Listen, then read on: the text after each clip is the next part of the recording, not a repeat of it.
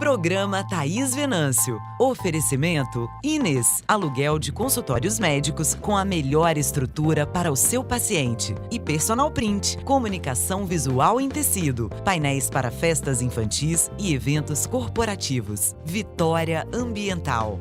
Proteger o meio ambiente é o nosso compromisso.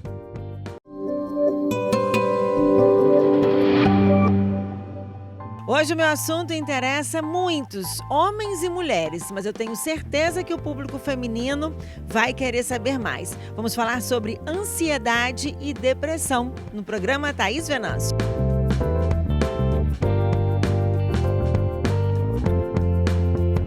Para falar sobre este assunto, eu convidei o psiquiatra Antônio Faria e já fiz uma pergunta para ele antes. Se a depressão acomete mais mulheres, porque eu estou na faixa etária de 40 anos e as amigas comentam muito. E ele disse que sim, e até mais para frente, é isso mesmo? Isso, Thaís. A depressão, ela tem características hormonais também. Então, com 40, 50 anos, principalmente 50 anos, as mulheres apresentam muitas alterações hormonais. Então, essa avaliação do psiquiatra tem que estar sempre junto com a ginecologia. A ginecologia vai avaliar se tem alterações hormonais ou não. E esse tratamento hormonal vai ser feito de acordo com a linha que o ginecologista segue. Alguns ginecologistas repõe hormônio. Outros ginecologistas já seguem uma linha mais natural de não fazer reposição hormonal. O tratamento psiquiátrico, ele sempre vem junto, desde que isso cause um incômodo acentuado para a paciente, para a pessoa, e leve até alguma sintomatologia de clínica de depressão. Aí tem como se tratar essa sintomatologia. Não quer dizer que o tratamento vai ser muito prolongado. Pode ser que assim que ela ajuste a parte hormonal, ela melhore. Agora, existe também quadros que andam juntos. É uma comorbidade. A paciente teria 40 ou 50 anos, como você disse, e ela pode apresentar um transtorno de humor. Aí são dois quadros juntos. Não é por causa da alteração hormonal que ela tem o transtorno de humor. Transtorno de humor, no caso, a depressão, né? Então deixa eu só voltar aqui. Quando você fala transtorno de humor, a mulher ela passa ao longo da vida, depois que ela fica menstruada, ela tem essa alteração a vida inteira, né? A gente oscila o tempo todo. Então, como identificar isso? Quer dizer, então são coisas diferentes? A depressão é uma coisa e transtorno de humor é outra? Não. Transtorno de humor é o nome que se dá atualmente para depressão, né? Tirou transtorno depressivo. Aí se chama transtorno de humor, mas é sinônimo, é a mesma coisa. Essa parte que você falou na TPM, no pós também, a irritabilidade, ela é natural, tanto que ela cessa depois. Nesse caso, a pessoa tem que observar que são dias que ela fica com essa irritabilidade e com essa alteração de humor. Passou aqueles dias, ela volta à situação normal, que ela não apresenta essa irritabilidade, nem essa queda de humor, essa perda de vontade, ela volta a melhorar. O que acontece são quando o quadro se manifesta durante um período de tempo maior. Ele não fica só naqueles dias. Ele passa a acompanhar a paciente 30 dias, 60 dias, 6 meses e começa a apresentar quadros que são características clínicas básicas. Por exemplo, como o choro é sem motivo aparente. Então a pessoa apresenta o choro e isso passa a ter um comprometimento funcional no trabalho, na escola. Aí ela vai para o banheiro, ela tenta, mas muitas vezes começa a ficar difícil ela ter essas estratégias, né? E começa a acontecer com uma frequência muito maior e numa intensidade maior. Aí, nesse caso, ela tem que ser tratada e tem que se avaliar se tem um quadro de depressão. E a ansiedade, ela antecede a depressão? Quer dizer, uma ansiedade não tratada vai gerar uma depressão? É interessante, as duas coisas.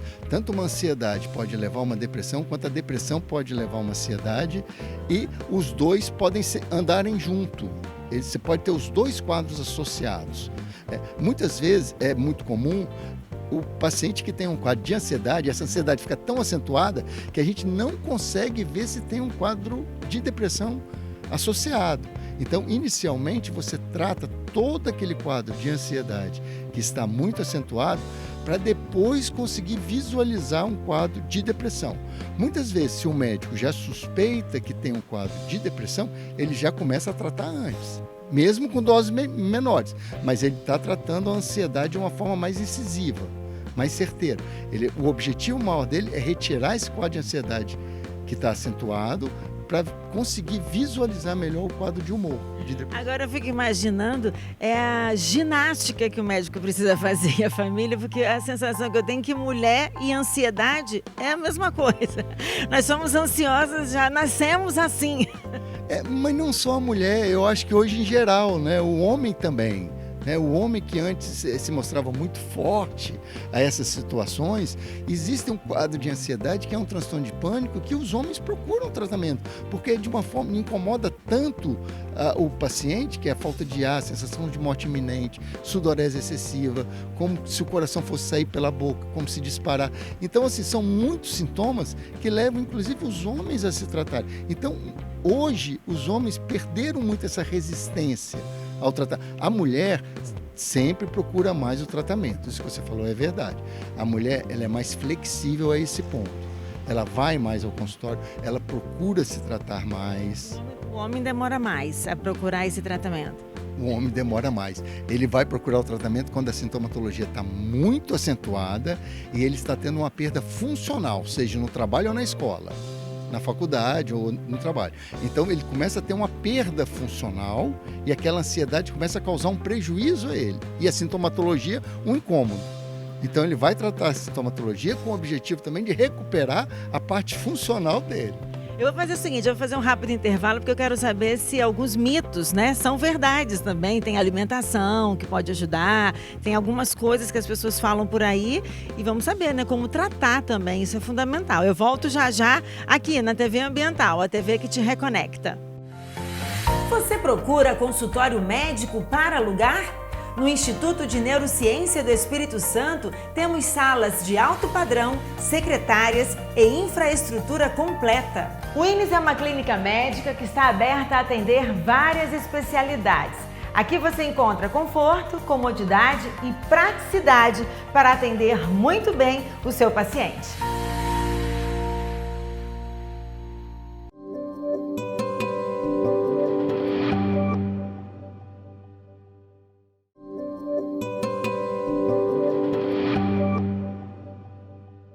Hoje eu estou falando sobre depressão. Aproveita para você ver se você identifica alguns sintomas, né, em você ou nas pessoas próximas e busque logo o tratamento. Eu estou conversando com o psiquiatra Antônio Faria e eu quero saber se é verdade que o chocolate ajuda, assim, a pessoa ansiosa, dá uma aliviada.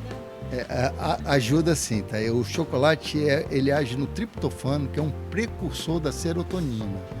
Então, realmente, isso não é um mito, isso é verdade, mas a pessoa não tem como comer tanto chocolate assim todos os dias, né? As consequências de peso, ainda mais as mulheres, né? Fica muito complicado para as mulheres.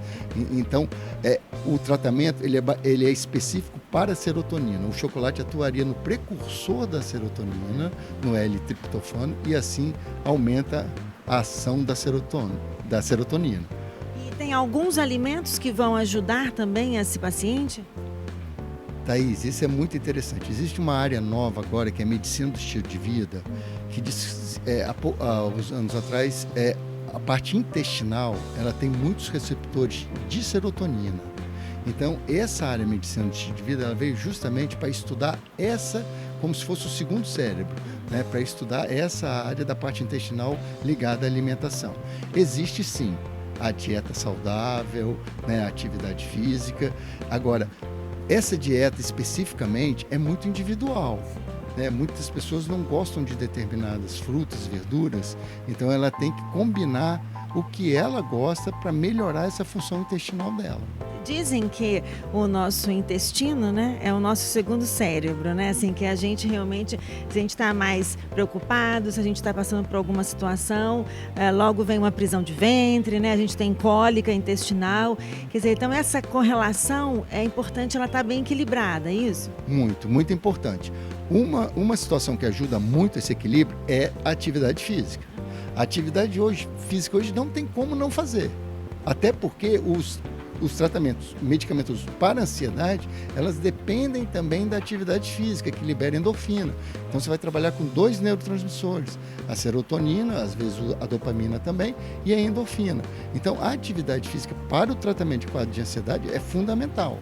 Tanto para reduzir a medicação, até depois para ele evitar ter outro quadro e ter que reiniciar a medicação. Como fica para você, né? Como fica para um médico que recebe um paciente com depressão e tem horror a medicamento? Como é que é esse trabalho? Porque tem muita gente resistente, né, ao medicamento. Como fazer isso? Isso vai ter que ser feito numa conversa um pouco longa com o paciente, até que você explique, você dê um tempo ao paciente. Isso acontece com frequência, você tem razão. Você dê um tempo ao paciente para ele mesmo pensar sobre isso e ele mesmo avaliar, como se fosse um experimento. Você vai combinar com ele, vamos fazer 2 meses de tratamento, que 8 semanas é o tempo ideal para o medicamento ter atuação completa. Então, você combina com ele, tudo bem, a gente faz 2 meses um experimento. Nesses 2 meses, ele vai saber até que ponto teve uma melhora clínica muito boa em relação a antes. Então, muitas vezes, ele também aceita o tratamento, porque isso foi bem conversado com o médico. Uma situação de você impor a medicação, não tem como. Não tem como o médico impor, falar, não, você vai tomar. A não ser no caso muito grave, né, como nós falamos, de depressão, que aí realmente tem que intervir e, às vezes, fazer a medicação até endovenosa. Mas, assim, nos quadros de ansiedade, muitas vezes os pacientes aceitam porque eles observam a melhora que tem com a medicação. Esse paciente tem que fazer uma avaliação dos benefícios e prejuízos, né, para ver, né, de fato como ele pode progredir e pode melhorar, porque depois de um tempo ele também pode ficar livre desse medicamento. Com certeza, o medicamento vai existir a possibilidade de retirar o medicamento. Hoje mesmo eu atendi uma paciente com quadro de transtorno de ansiedade que ela perguntou se tomar a vida toda. Não é isso. O medicamento sempre vai ser diminuída a dose e vai se tentar retirar o medicamento. Não quer dizer, ela falou assim, porque se a pessoa é ansiosa, ela vai ser ansiosa a vida toda. Não quer dizer, esses medicamentos hoje, eles trabalham com neuromodulação. Então eles fazem uma neuroadaptação com o tempo de tratamento e não quer dizer que o paciente vai voltar a ter quadros de ansiedade. Muitas vezes ocorre um rearranjo e isso se melhora ao longo da vida. E ele fica livre, ele não vai precisar fazer o uso do medicamento. Não existe isso de fazer o uso de medicação o resto da vida. Existe isso quando o quadro é depressão. Quando o quadro é depressão, a partir da 5ª recidiva, normalmente, não se retira mais a medicação, porque as recidivas elas vêm mais acentuadas. Então, no caso depressivo, é outra história, mas só se o número de recidivas, né, do quadro retornar for muito acentuado, a partir de 5. Então é importante sempre buscar um acompanhamento, buscar logo uma solução, porque existe solução, existe tecnologia para isso, né, para que esses medicamentos não deixem você dependente, né? Isso é importante, que as pessoas têm medo. É possível você ser uma pessoa melhor, mais saudável, com bem-estar. Acho que isso é fundamental para deixar esse recado. Toninho, obrigada, tá? Pela sua presença aqui hoje comigo. Obrigada a você pela sua companhia. Na próxima semana eu te espero aqui no programa Thaís Venâncio, na TV Ambiental, a TV que te reconecta.